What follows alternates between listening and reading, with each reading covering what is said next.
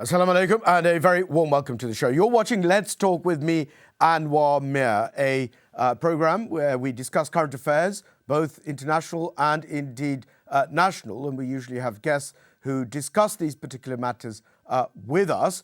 And of course, it's an interactive show, so if you wish to have your say, perhaps pose a question to our panelists or indeed place your own comment for our viewers to hear, then feel free to call the number which will shortly appear on the bottom of your screens, and we'll like to hear what you have to say. But for the moment, I'm joined by two of my guests, who I will promptly introduce to you. Firstly, I have Dr. Saima Ahmed, who's a general practitioner and an associate medical director for primary care in Wales. Dr. Ahmed, welcome to the show. Assalamu alaikum, thank you for having me. You're most welcome. We also have, ladies and gentlemen, Mr. Ashfaq Chowdhury, who's an education consultant and is also the chair of the Association of Muslim Schools in the United Kingdom. Mr. Chowdhury, welcome to the show. Assalamu alaikum, and jazakallah for having me today. Wa alaikum salam. You're most welcome. Ladies and gentlemen, I'm firstly going to be asking for their take on the issues. We're discussing 2023, the challenges, the expectations, and indeed the real world. And within those particular headings, there'll be a number of subheadings as well, subtopics, which during the course of this particular program, we hope to be able to at least touch on. So let me begin with Dr. Ahmed. Now, you're a general practitioner. The state of the NHS is, some might say, in a form of crisis. We understand that in the last 12 months, the number of deaths has exceeded far more than what we've had in the last 50 years, year on year.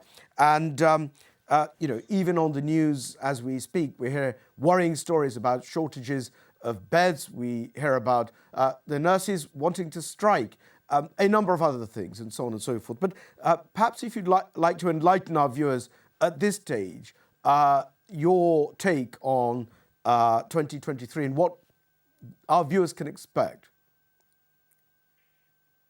I'd like to start by saying that we're very lucky to live in a country that offers the NHS system, but unfortunately we have been in difficulties for a long time, and essentially the system has been broken for a long time. The pandemic came along and it pushed it further down, so it's not something that's unexpected that we're seeing. If you've got a system that's underfunded and understaffed, there is no way that we can move forward. So I'm not sure what 2023 will look like. The situation is very worrying. Well, the fact remains is that it's highly unlikely that the government is going to change within the foreseeable few months. Certainly not this year. The election is not due until the end of the year or January 2024, I suspect. If that is the case, knowing this government's track record on the underfunding, as you put it, of the NHS, of the approach that this government has towards the NHS, and I appreciate you say that we are very lucky to have that institution in place as we do, but the fact remains that in the event that the position of this government is not likely to materially change, you must have an idea as to what our viewers can expect in terms of, is it the case that the continued underfunding of the NHS is going to be, affecting and impacting, surely, clearly it would, our viewers? Is it the case that striking nurses, again, are going to impact the accessibility of medical facilities? Do you have any insider information as to whether or not there is any progress in terms of the negotiations on salaries, perhaps? Unfortunately, I don't, but I can make a comment with regards to the nursing striking. They are one of the most caring professions that we have out there. They wouldn't be striking if it wasn't for a reason. If my loved one or myself, we end up in hospital, we expect these nurses to care for us around the clock. Now, these nurses are the same individuals that are having to access food banks to eat. Their pay hasn't gone up at the rate of inflation. I saw something on social media recently, and the price of Freddos, which is a little chocolate bar that you can buy from the newsagent, has gone up at a much higher rate than nurses' pay has. And I use that as an example because it started at 10p when I was very, very young. It's now, 80p or something like that. Just to compare, the rate of pay has not increased at all.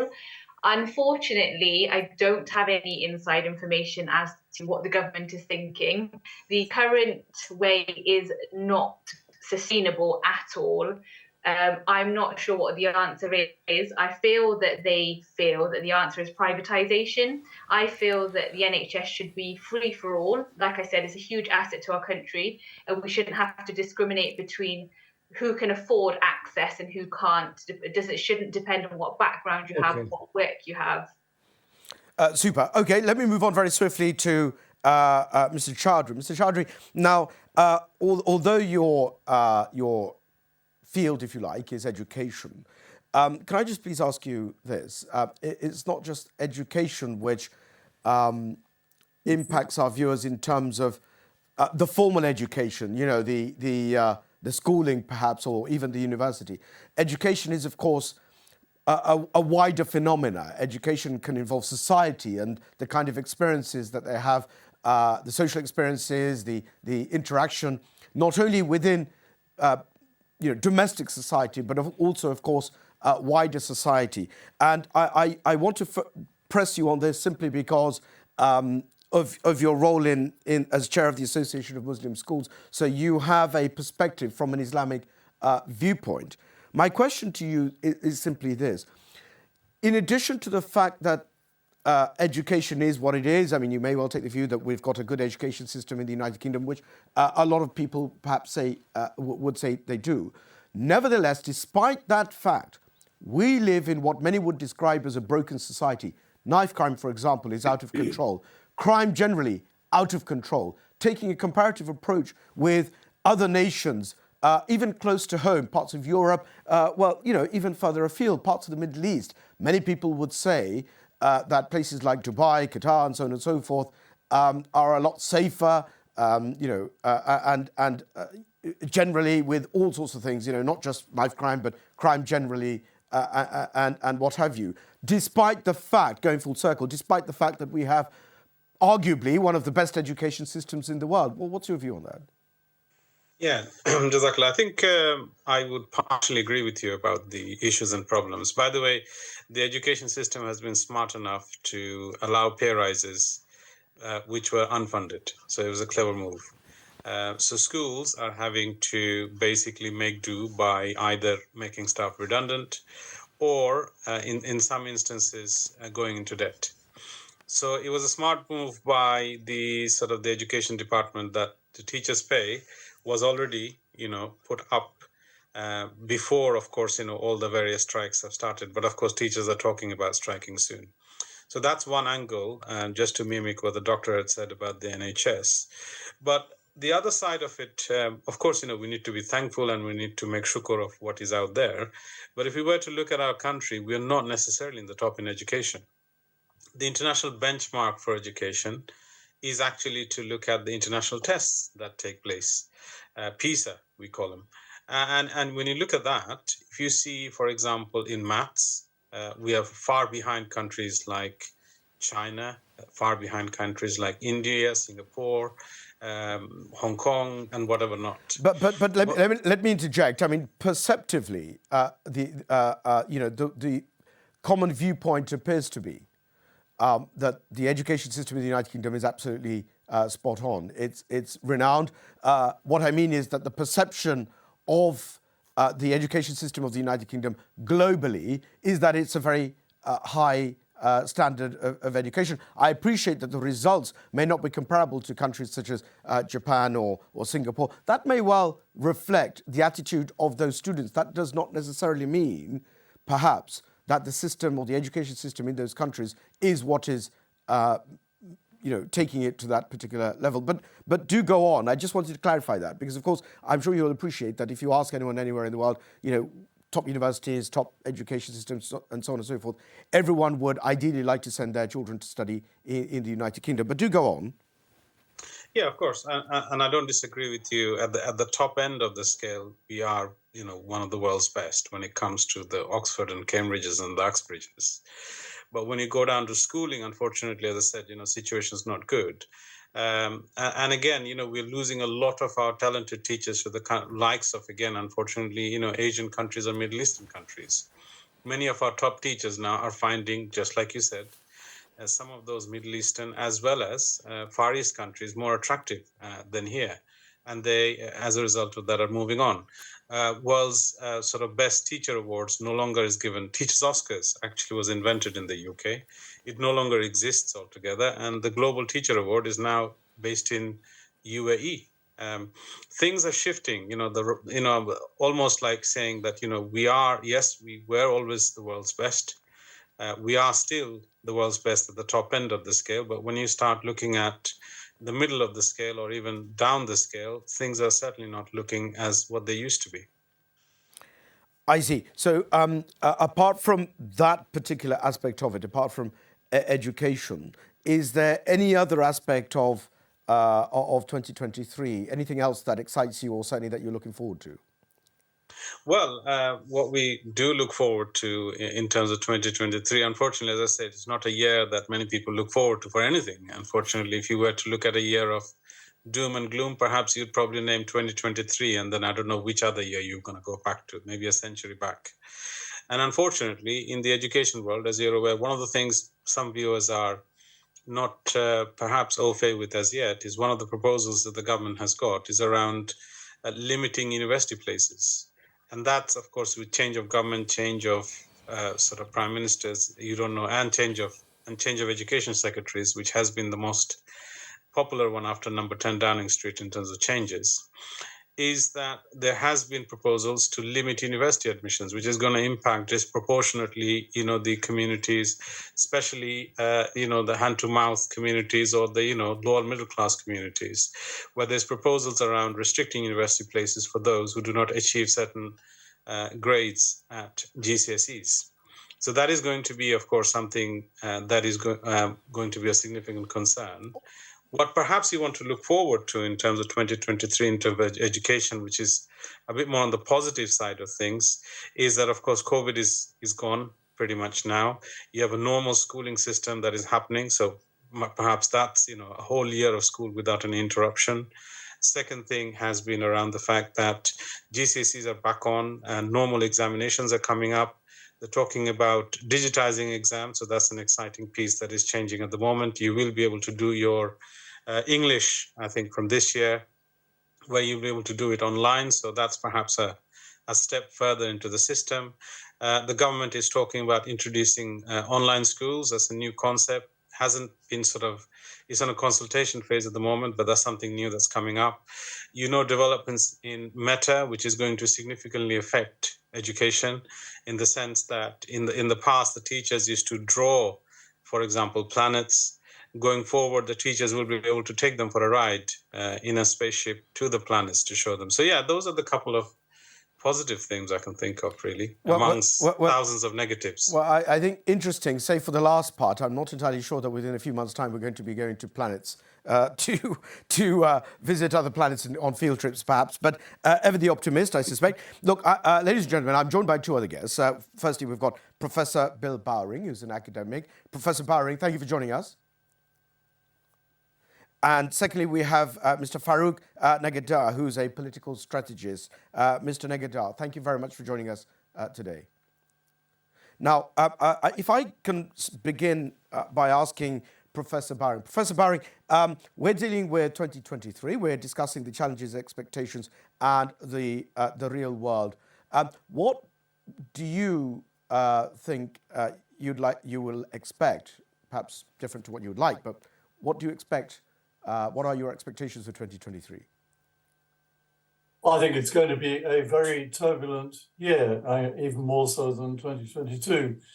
And I was surprised to hear that COVID's gone away because the huge numbers of patients coming into hospital with COVID and flu. Actually, my wife is a healthcare assistant in our local hospital, working for the minimum wage, 3 12-hour shifts a week. And they are absolutely under the cosh. It is a total crisis and getting worse. When the government says, there was an independent pay review body made up of their friends who decided in February, before the big financial disaster, that 4% is going to be enough to keep people in the profession, because masses of nurses, healthcare assistants, doctors are leaving. That's just in the health service. In my own sector, which is universities, we've just had a strike of 151 universities all over the country, just every university just about. That will continue into the new year. And we have, for example, young lecturers who studied for 8 years to get their PhDs, who have massive debt, and around 32,000, which is very hard to live on in London. And our boss is getting 385,000. And is telling us that there have to be at least 140 redundancies. And this is happening all over the country. And then on the global sphere, Mr. Putin, I'm glad to see that people would like to have him put on trial for the crime of aggression, but that is not going to happen. The guy is a gangster, and there's no sign of let up in his illegal invasion of Ukraine. Syria, another case I've just been watching. Russia is heavily involved in that. What's going on in Myanmar? What's going on in Sri Lanka? We've just seen in Brazil the supporters of Jair Bolsonaro rioting, trying to follow the example of Trump supporters and trying to overthrow the democratically elected government of Lula, which has only been in power for a week or so. So all over the world, we can see a huge, I'd say, threat to democracy and rights, and not restricted to one continent. And in Britain, the present government wished to take us out of the European Convention on Human Rights and to repeal the Human Rights Act. We will follow the example of Russia there, which is not a huge surprise. And we can see a whole series of proposals which will seriously reduce and limit the democratic rights that people have in this country. So I'm always an optimist, and people always fight back. We've seen a successful fight back in Brazil. And the Ukrainians, despite having their water, electricity, and gas shattered every night with rockets and drones that they get from Iran, still fight on, which I think is quite remarkable. Putin expected he would win the war in 10 days. Now we're a year on. So, anyways, that's, I always try to look on the bright side. Very well. Very comprehensive and concise, if I may say. So let me ask Mr. Negadir on his view on 2023. Mr. Negadir, now I know that you have a particular interest in international affairs. You have a special expertise in Iran as well. You've heard what Professor Baring has had to say. What is your take on what do you expect is likely to happen in 2023? What do you prophesize? Thank you for having me. I would like to follow the statements of Mr. Baring in global stage. I'm not so optimistic about the new trends or new developments which are happening throughout the world. In particular, in the Middle East, we have a very aggressive right-wing government in Israel that will affect all processes that going around within the Middle East. And the economy of the global economy situation is not so good, and we expect more turbulence and crisis around the world. Also, in terms of security, military, and regional conflicts, I don't believe that the Ukraine war will end or the other conflicts around the world will be settled peacefully. This is because the right-wing forces around the world are getting more power. We are observing in Bolivia, I add Bolivia as well, we will witnessing the tragic events happening in Brazil, and the uprising of right-wing forces around the United States, and many other things. In short, I'm not so happy about the events that are happening around the world. In Iran, I will be more optimistic, and the uprising, which is started 3 months ago in Iran, will create some major changes in our country.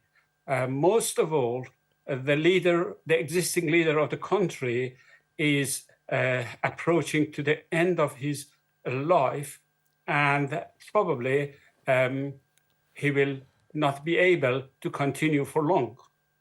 And the situation in Iran is, in a way, is turning to not to have any successor for him with the same status, religious, politically, and socially, to replace Mr. Khamenei. There will be big changes in terms of constitution, in terms of structure of power, and my understanding is that the Islamic Republic of Iran will end up with the failure of clergy leadership throughout the country. But it is not like that. It's not like the destruction of the whole system. Thank you, Mr. Negadir. I must stop you only for... The system will be, say, hold your thought, Mr. Negadir. Only for time reasons, I must stop you. Ladies and gentlemen, we must go on to a short break. When we come back, we'll continue with the discussion. Do stay tuned to speak to you in a moment. Thank you. Assalamu alaikum, welcome back. You're watching Let's Talk with me, Anwar Mir. Today we are discussing 2023, the expectations, challenges, and the real world. With me to discuss this issue, this topic are four guests. We have Professor Bill Bowring, who's an academic. We have Dr. Saima Ahmed, AGP, Mr. Ashfaq Chaudhry, who's an educational consultant, and Mr. Farooq Negadir, who's a political strategist. Just before we went off air, we were discussing, or rather hearing, Mr. Negadir's particular viewpoint on this issue. And if you would like to comment or pose a question to our panelists, there is a number at the bottom of your screen. What do you think are the expectations or the challenges of 2023? Do you think that there should be some optimism, or do you think that there's going to be ever more pessimism as to the worrying situation, not only on the domestic front, of course, with the various crises that we have, but also on the international front with a number of countries in a volatile situation? Do have your say if you'd like to call in. Let me revert back to Mr. Negadir. Mr. Negadir, I did cut you off. You're about to finish off what you were saying. Would you like to do so? Just I was finishing my statement about Iran, and I put emphasis at that point that the woman movement that is going on in Iran is a sample, is a guideline for the whole woman movements around the Middle East, particularly throughout the Muslim world. What do you mean by that, a women's movement throughout the Muslim world? What movement is there in the Muslim world? In Iran, in Afghanistan, particularly in these two countries, there is a very high demand for more rights to the women, education rights, a right of having their own life, living with ordinary, as ordinary as men throughout these countries. And this message is moving around throughout the Muslim world, from North Africa to the Middle East and other parts of the Muslim world, particularly in the Middle East, in Iraq, in Syria, in Iraq, Libya, Morocco, and even Saudi Arabia. It affects the processes around these countries. Well, let me just label this a little bit before I move on. In terms of the liberties that you say or that the women are seeking or demanding, and particularly you focus on the Middle East, although you say it's throughout the Muslim world. what sort of rights are you exactly talking about? So, for example, you talk about, I think you were talking earlier on about the headscarves in Iran, or I think one of my guests were. I wasn't sure whether it was Professor Bowering. But this is the main issue. Headscarves is the main issue. Right. So, but the headscarf is an issue only in Iran, as I understand it. I mean, are there laws in other countries, you say, prescribing a mandatory headscarf? No, there isn't any such. No. So if there are, except Afghanistan, but you the claim, other countries that are it was not a movement throughout. enforced. The hijab enforcement hijab is not applicable. But you claimed that it was a movement throughout the Muslim world. I know the ancestral home that I have in Bangladesh, for example, a woman can choose to wear a headscarf or not, no matter for her. In terms of dignity, in terms of access to the power, in terms of having situation to be elected as a member of government, these issues are so which countries at least a problem. So apart from I mean, obviously, we don't have a member from the Iranian administration or indeed the Afghan administration to defend themselves. But in fairness to them, I must put it to you, well, in fairness to all the Muslim world, because I think you lump them all together. Which countries, you say, prohibits engagement in politics for women? Which country discriminates? Which country are engaged with? Iran, do you mean? Or no, which anyway. I mean, you had a broad brush. You painted the entire Muslim world as being either discriminatory or prejudicial to Muslim women. So we started off with headscarves, and I posed the question to you, and I think that didn't stand up. You then said it was about access to administration. Education, access to politics, access okay. Well, throughout the Middle East, I can tell you that, in fact, even in Iran, the number of educated women in Iran would put a lot of Western countries to shame. If you look at other countries in the Middle East, certainly in places like Dubai, Qatar, Egypt, I mean, women are excelling in medicine, in science, in languages, and so on and so forth. The list is endless. I struggle to see where you say that the entire Muslim world is somehow, outraged about the treatment of women within their countries, and that there's somehow some sort of revolt taking place. I don't see that. Yeah. If you look at Saudi Arabia, at least at this particular country, up to recent years, there was no right for driving, as well driving. But that's an exceptional. But that's an exceptional case, because, as we all know, Saudi Arabia is an exceptional example, because it is only in Saudi Arabia, not in many other countries, where women until recently had restrictions on driving. Look, hold your thought. I've got a couple of callers waiting. Let me take the calls. Hello, Assalamu alaikum, caller. Hello, Assalamu alaikum, caller. You're live on air. What would you like to say? I'm just following up regarding, I know somebody, their child has not been in school for over 1 year. Yeah. I'm not sure if this is related to this show or not. But well, I don't think it is, because I think if you have a specific individual case, then I think you need to refer to the appropriate authorities on any sort of child safeguarding or welfare issue. We're talking about 2023 and the challenges and the expectations for the world and the outlook, and we're getting people's takes on that, not dealing specifically with individual cases. So my apologies, I don't think this is the right show. Let's see who's next online. Hello, someone can call her. Hello, caller. I think you're still there. Hello, caller. Okay, I think they dropped. Mr. Nagadir, look, I'll give you a minute, because I must go back to my other panelists as well. You flagged up the point about driving in Saudi Arabia. We all know that that's an exceptional case, and there's been a lot of focus internationally on that particular issue. And since the arrival of Prince Salman, we've seen that's changed. So that's actually been dealt with. That issue's been dealt with. Where, and I'm just going to ask you for the final time, because I do need to move on.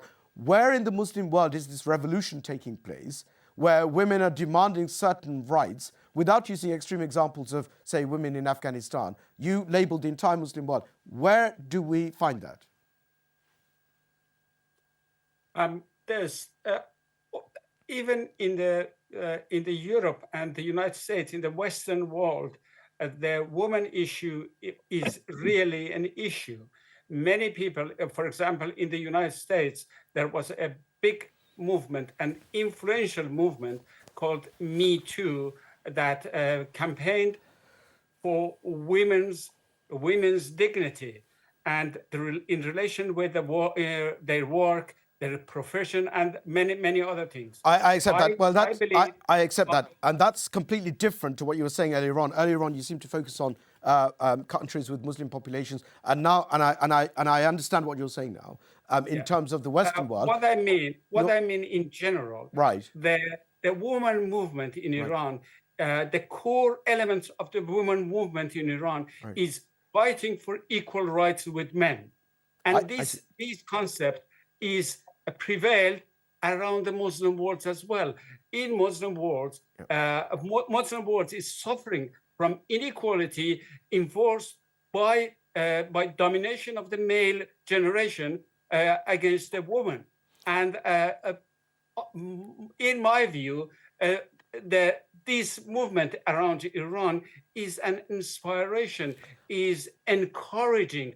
I think Professor Mr. Nagadir, I think you'll find that the power balance in terms of males and females is a phenomena to be found throughout the entire world, not just the Muslim world. And I think it's a little unfair for you to begin by saying that it's the entire Muslim world and that there's some sort of manipulation or discrimination or even some sort of misogyny innate or inherent in Muslim societies, when it may well be partly cultural. It may well be the fact that it's the same pattern and phenomena of the mechanics and the dynamics which prevail in all countries, including the Western world. Many would argue even more so in certain countries such as the United States. But let me move on. Dr. Ahmed, we heard from Professor Bowring about his own personal experiences, and he knows firsthand about the difficulties in your profession faced by your colleagues and indeed the people who use those services. And Professor Bowring actually, illustrated that rather well. I want to ask you this. There's been a lot of criticisms recently, particularly, and I think you touched on the proposition of the privatization or the possible privatization of the NHS. Dr. Ahmed, what do you say is the problem with people having private healthcare? I appreciate privatization is something very slightly different, but the debate certainly seems to extend to an objection or a concern as to the extension of private healthcare. I think if you were listening to the news even today, the Prime Minister was asked questions about whether or not he has private healthcare, and the perception was that he was avoiding that particular question. What's the problem with private healthcare? I don't think there is an issue with private healthcare at all. I just don't think that the NHS should be privatised. I think that it's an access issue. My concern is if you privatise the NHS, then you are only going to be able to give it to those who can afford it. There are situations that we see abroad that people are having to decide whether to put food on their tables or sell their home for cancer treatments or a sudden heart attack or a sudden road traffic accident because they can't afford the extra premiums or they had the basic package. So in terms of the existing private healthcare system, I don't have an issue with it at all. Unfortunately, our private healthcare system that we do have doesn't offer emergencies. And that's fully on the NHS. So there is no issue with the existing private healthcare. My personal concern is that we need the NHS to stay, and we need it moving forward for our generations coming. And I think most of our viewers would probably agree with you. And I think the NHS, of course, is the jewel in the crown of this country. But in terms of private healthcare, let me just backtrack a little bit. The Prime Minister was asked whether or not he accesses private healthcare. the perception was that he was avoiding that question. He may argue differently, but the perception was that he was avoiding that question. Why do you think that is the case? I think he's accessing private healthcare, and he'd be embarrassed to say so because the NHS is in such a dire state and it's in his hands. Essentially, I feel that he can't really admit it. So there isn't an issue with private healthcare itself, but the fact that our Prime Minister of our country is using it because the NHS is in such a bad state is saying something, and he has the power to change that. But surely the solution is, Dr. Ahmed, is it not, that more people should be accessing private healthcare? Because if more people who can afford, perhaps, those who can afford private healthcare, if they were encouraged to take out private healthcare, then that would mean less of a strain on the NHS. Does that not make sense? It does make sense, but let's not forget how much it is. If you enter A&E and stay a night, that's £250 plus, and that will keep rolling. If you go to see a GP, depending on what the issue is, it could be £50, it could be £150. An outpatient appointment can be between £180 to £350 with a consultant. Those are just clinic appointments. We're not talking about emergency surgery or emergency services or anything like that. You know, you're talking about a face-to-face, one-to-one. Now imagine if you've got the whole system. You've got the doctors, the nurses, the healthcare assistants, the receptionists, and you can afford those costs. I'm not sure our middle class could really afford that. I appreciate what you're saying if we all took out private healthcare insurance, but shouldn't it be fair for all? Well, no, my question was, if, for example, you have a significant or a contingent of people who move away from the NHS and take out private healthcare at their own particular cost, what that means is that there's less of a strain or less of a stress on the NHS because there's less people accessing the NHS. But look, hold that thought. I've got a caller waiting. Let me take that call. Hello, Assalamu alaikum, caller. Hello, caller. Respected guest. Hello, Assalamu alaikum. Well, Sam, you're live on air. What would you like to say? I've been listening to the respective guests and their views. Regarding you don't like any specific cases, so I'm going to generally say that the crisis that's going on in the country at the moment was entirely predictable. What we're looking in the world in the next 12 months is the gap between those who are living in affluent areas. They're obviously going to be living more affluently, and those that are living in deprived areas are going to be living more deprived. The gap between the haves and the have-nots is going to widen, not just here but around the world. Regarding our schools and hospitals, I think I'm just a bit... I don't get what they're saying. That our schools and hospitals aren't privatised. They are. You just look around and see how many private services are being offered to patients and also to students for teaching and learning. People have realised that if they want to get anywhere in their lives, they have to pay for it. And some of the actual services regarding our schools and hospitals. It's not just about, with respect, it's not just about funding. We always hear about the funding and the strikes and unions. You've got to understand it's also about how funds are managed. I'm coming from an area calling from the Midlands, and I'm not going to name anybody or any personality or institutions, but I've seen a hospital where it's just around the corner from me. I've seen the wards being closed. So now there's obviously a crisis. I'm not a doctor, but it's obviously there's going to be a crisis with treating patients because they can't be admitted. All the wards that were there for the elderly and vulnerable, they've gone.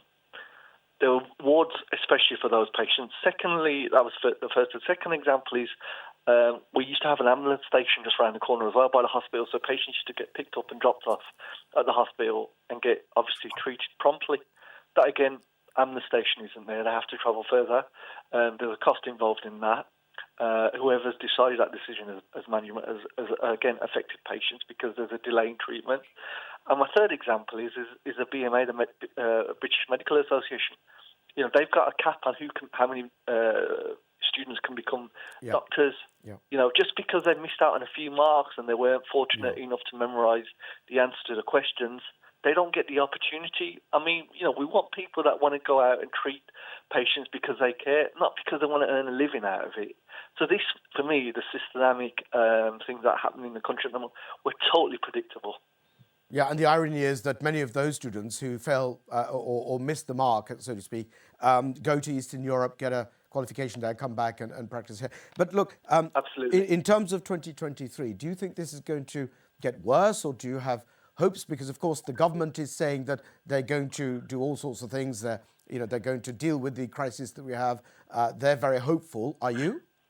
In my humble opinion, we have the one party that took us into austerity measures, and now we've got the other party that hasn't been able to get us out. So where's the hope going to come from? I see.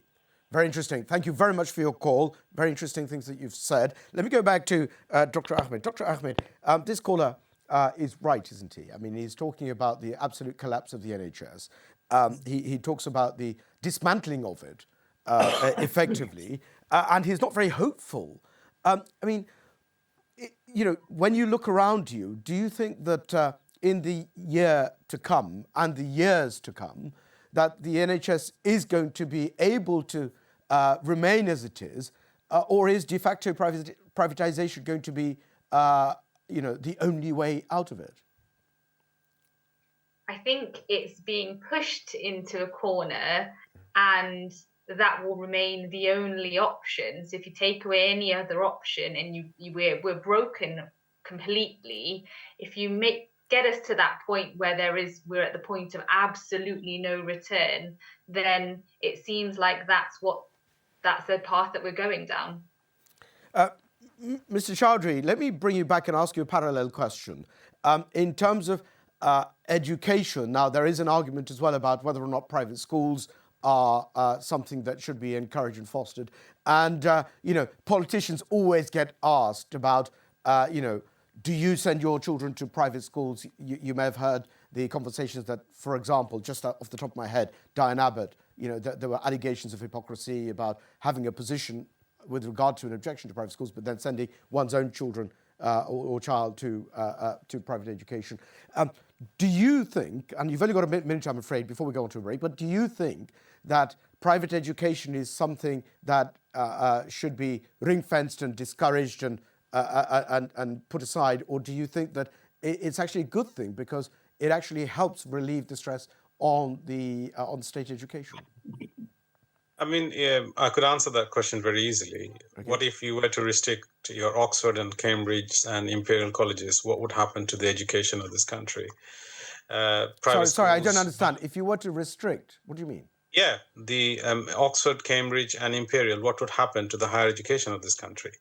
Private schools are equivalent to that. They are world-topping, few of the world's best schools, which are in our country, and it's a pride for this country. It is not the argument about whether having them or not. I think the argument was more around whether they should be charged VAT or not, yes. Because they're making a lot of money. That particular argument... But that's a separate debate. Park that aside for a moment. We're not interested in the VAT. What I'm specifically talking about is because it is a number of occasions and examples that we've had where politicians have actually been asked whether or not their own children go to private schools, irrespective of whether they pay VAT on top or not. But it's the principle of private education. Is that something that should be fostered, or is that something that should be minimized wherever possible? That's what I'm asking. No, the individual choice of having private education or not is a right, in my opinion, for parents, and that should never be restricted. Okay, and it should be encouraged. Yeah, there shouldn't be a problem with that, yes? It should be allowed. Doesn't necessarily need to be encouraged, but it should be a choice. Okay, but in the event that more and more people send their children, if they can afford it, to private education or put them through that particular system, is that not good for the state education system, because it just means less children need to be accommodated in the state system? Well, there's a problem with creating parallel sort of societies, in the sense that you might have the most affluent and perhaps the most intelligent going to one type of school, and then everyone else in another kind of school. Let me come back to you on that. I'm afraid time is encroached upon us again. Ladies and gentlemen, do stay tuned. We're going to a short break. We will come back and we'll continue with Mr. Chaudhry. Thank you very much indeed. Assalamu alaikum, welcome back. You're watching Let's Talk with me, Anwar Mir. Today we are discussing 2023, the expectations and the challenges facing the people. Just before we went off air, we were speaking to Mr. Chaudhry, who was explaining his take on the education system, particularly in this country, because there are a number of different points in relation to education itself, but we were focusing on the challenges faced by the education system, the fact that it's, of course, underfunded, as is the NHS, which we were hearing from Dr. Ahmed about. But particularly in terms of education, the proposition that I was posing was that if people were given more access to alternative education, such as private education, that may well relieve the stress on the state system, which would mean perhaps the delivery of a better quality education. Mr. Chaudhry, I interrupted you. Not a problem. I think the discussion was around should there be a choice or not. The answer is absolutely so. The second point was whether that should be encouraged or not. I suppose, that should be left as a choice as opposed to, guiding people to one or another. So that's where we kind of concluded. Very well. Did you have anything else to add? The only other thing to add is that my initial point, which was, if you were to close down Oxford and Cambridge and Imperial College, what would be the eventual outcome about the international standing of UK education? Unfortunately, the Etons and the Harrows are the flagships of the British education system. If you either restrict them or get rid of them, it is going to have an overall impact on the standing of international education of UK. So by default, what you're saying is keep private education, because where you've got those excellent quality education providers provided by the private sector, therefore they're the ones that are presenting a quality of students who are achieving access to the flagship universities. Is that what you're saying? Essentially so, and at the same time, it is the international standing. You would see that, many world leaders, many top sort of politicians, academics, and so on and so forth have been through these schools and went back and done good things in their countries or achieved well. So in terms of their output of achieving excellence, that is always there. Why shut something that's good? But who's saying anything about shutting anything?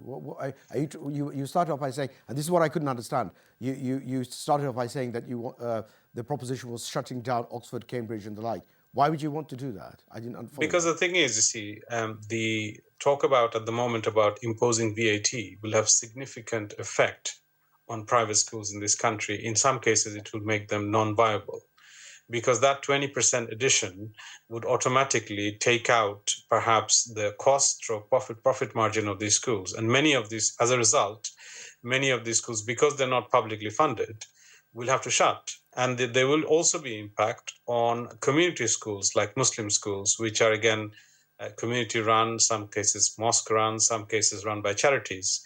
It will have a significant impact on them, which might result in their closure. And why should education services not attract VAT?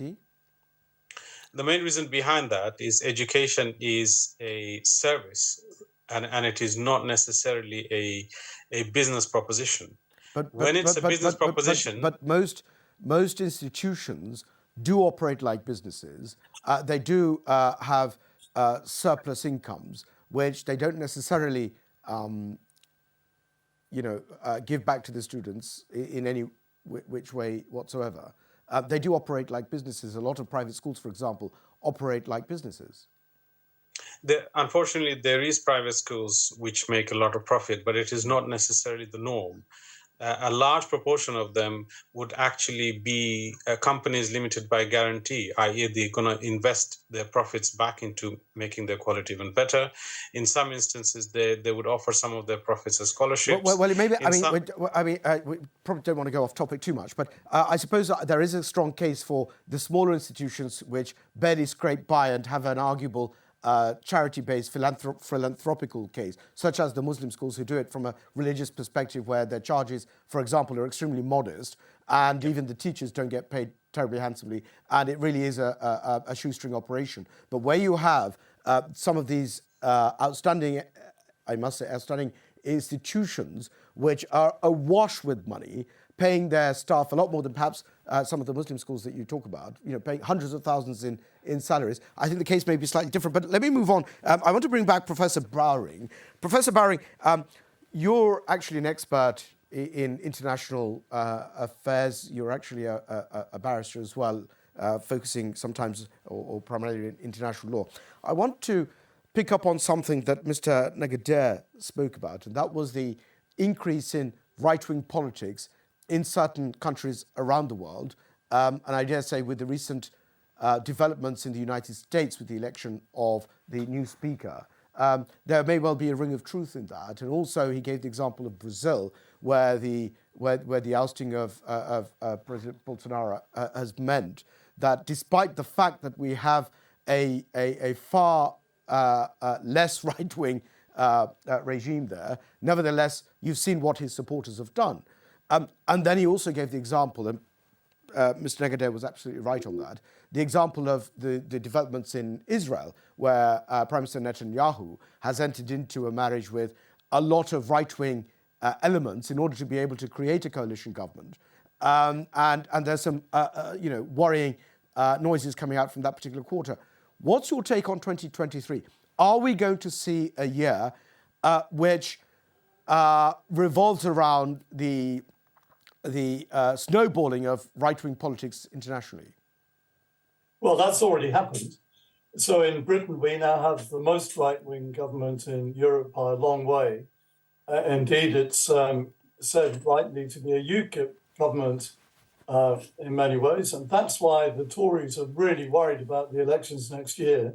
If Nigel Farage relaunches UKIP to the right of the Conservative Party, and I think a lot of them could end up losing a seat. But in the United States, by the way, we were talking a little bit earlier about Muslims. What I like about Islam is it's thoroughly decentralized. There are many, many different forms of Islam in different countries. If you want to see real fanaticism against women, go to the United States of America. And there is effectively a civil war taking place in the United States.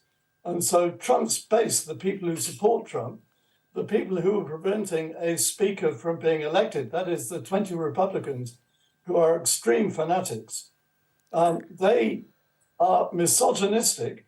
If you see the way that women are treated and looked at in those parts of the United States that support Trump, it is really absolutely shocking. And it's moving in the direction of what we've seen in the television series about The Handmaid's Tale, where you have half of the United States under extreme Christian rule, anti-women. So I get quite angry if people say that this is a feature of Islam. It is not. And I'm afraid to say that the whole world is not those kind of extreme fanatical Christians, fortunately. However, this is a development which one can see with extreme anti-Muslim government, as you rightly pointed out now in Israel, where Netanyahu is talking about annexing the West Bank completely illegally, in taking away such rights as Palestinians have, particularly the Palestinians who are Israeli citizens. We see the situation in Hungary, but in particular, the country, I speak Russian. And my wife is Russian. She's actually Tatar. And we've been married 22 years. Her parents are in Russia, they're desperate. And they're amongst the millions of people who hate and detest the Putin regime, which is sending young people to die in huge numbers in Ukraine. Who are the young people who are sent to die? Muslims, by the way, from the ethnic republics of Russia. You don't see any of the young conscripts coming from the elite families in Moscow or St. Petersburg. And actually, there are signs of really big revolt by the Muslim minorities in Russia, completely divided. Actually, a country now where women are forced to wear hijab is Chechnya, which is a dictatorship with Russian support. So there are Chechens fighting against Ukraine, but many, many Chechens fighting on the other side. I think Russia is an extreme example of a country which has gone far to the right and has become authoritarian and repressive. But it's not the only one. So all around the world, one can see this really disturbing trend against any kind of democracy or human rights. I said Russia was expelled from the Council of Europe and the European Court of Human Rights in September last year. I think the next country to be expelled or to leave will be the United Kingdom, where the present government hate human rights. They want to repeal the Human Rights Act. They want Britain to denounce the European Convention on Human Rights. They want to move us a long way backwards from the rights that we had when we were members of the EU. So let's see what happens in the elections next year. I firmly predict in my lifetime the breakup of the United Kingdom. So in my opinion, Scotland will become independent. They voted against Brexit. They think, why are they in with this extremist government in England? Wales, which has a Labour government, is moving in the direction of separatism. And I guarantee that within my lifetime, Ireland is going to reunify. Then we will have the former United Kingdom, that is England. But you can see similar problems across Europe. If I could just add one thing, please, if I may, which is that my older daughter is now a Dutch citizen as well as a British citizen, and I have 2 Dutch grandchildren. I was present for the birth of both of my grandchildren in Netherlands. There they have a health system that we have in the whole of Europe, the least funded health system of any European country. In Netherlands, they pay more for it, but it's a mixture of insurance and provision for people who can't afford the insurance, but same hospitals. And in Netherlands, you can see a GP the same day, and it will be a GP that you've seen before. When you go into a hospital, not like the experience I have, but you have bays with 4 patients and their own bathroom and proper ventilation. And the hospitals in Netherlands for everybody are a completely different world. The only country in the world with completely private health is the United States of America, where for simple procedures you can be bankrupted. We really don't want to move in that direction, I don't think. Professor Baring, it's very interesting what you say, particularly your take on what's going to likely happen to the United Kingdom, because I think that's something that our viewers would be interested to follow with a lot of interest, purely because we want to see Great Britain flourish. We don't particularly want to see the fragmentation or anything that would dilute the interests of the United Kingdom. But one thing, whilst we're on the topic of the United Kingdom and the constitutional aspect perhaps, what is your take on the monarchy and where do you think 2023, what do you think 2023 holds for the monarchy, particularly in light of the recent developments with our young prince? Well, not so young anymore, but any case, with the youngest of the 2, with the prince. Yeah.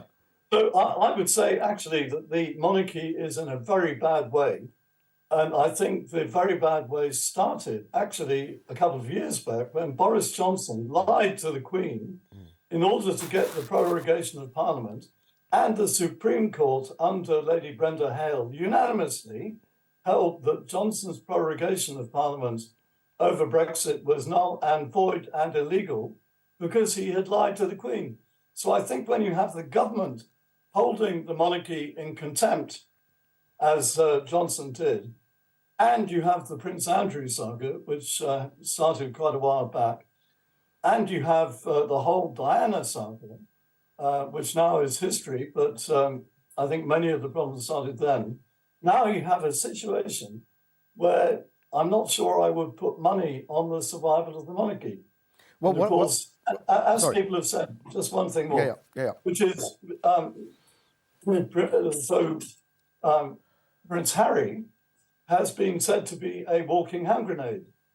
And his interviews in the last few days and publication of this book and the attacks he's making not only on his brother, who's the future monarch, but on Queen Camilla and on his father, as a matter of fact, I think it's going to be extremely hard for the monarchy to retain the kind of respect that it had with Queen Elizabeth II, whose secret was that in all those years of reigning, 70 years, whatever it was, she never once expressed a personal opinion. And I think that was a lot of the secret of her, the respect that she had in her success. How different things are today. So I'm not sure I would put money on the monarchy continuing, particularly if the United Kingdom does indeed break up.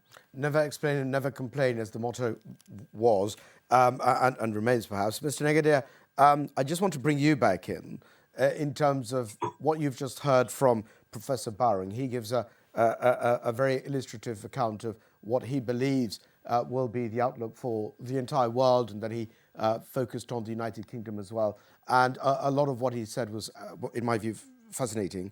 Do you share his concerns and alarm as to what's happening around the world and what 2023 is likely to bring? Definitely. I share Professor Bowring's views and pessimist estimation about the recent developments around the world, particularly in Anglo-Saxon section of the world, United States and United Kingdom. But I would like to add a bright aspect of the developments as well. We didn't have any such strong labor movement throughout the United States after World War II. We didn't have. In recent years, trade unions are getting back to stage and fighting for their rights. A very, very powerful labor movement. In the United States, we have the strongest resistance against racism, and one of the events which showed that strength was the tragic death of George Floyd. The reaction of the society was enormous, was encouraging, was promising. The third movement, as I mentioned earlier, is women's movement throughout the United States, and many other aspects. We didn't hear anything about socialism, about social justice throughout the United States for a long, long period of time. The idea of socialism was abandoned throughout its birthplace, which was Europe. Now, the United States is joining the mass movement, which was united around Mr. Sanders. Helps me to hope that these domination of white supremacy does not stay for long in the United States in a powerful position. I would like to move around throughout the world and add one more point about the climate change. The climate change is very, very important for our lives. And there was a long resistance, a very powerful resistance from the right wing. Bolsonaro and Mr. Trump was the icons of this resistance, but it is fading now. The world is believing that this is very important thing, and we have to keep our world safe by putting more assets, putting more efforts behind this big problem. I think you're absolutely right in terms of the environment and the challenges faced around climate change. Not entirely sure about the likelihood of Bernie Sanders or his successors being able to create a huge impact in the United States, because as Professor Bowring was saying, in the United States, what's taking place now, together with what's taking place in other countries around the world, certainly tends to suggest that rather than going towards the socialist or certainly towards anywhere near the left, it's actually going in the opposite direction. Do you not think that the United States is in a situation where, the prospect of even someone like Donald Trump, I mean, I'm not entirely sure President Trump is going to be eligible again, but someone like him coming back and being more attractive to America, I mean, the likelihood of President Biden coming back in is decreasing. Do you not think that the prospect of a socialist or even a left-wing government in the United States is actually nigh impossible? Yeah. What I'm saying is there is And the reason I ask, from- forgive me, the reason I ask is because what takes place in America does have consequences or a trickle-down effect on the rest of the world. Around the world. It affects around the world, the whole world. Yeah. What I am why I'm insisting to put emphasis on it is the resistance. The resistance is enormous. I cannot see any certain victory for the forces which are campaigning against Mr. Trump.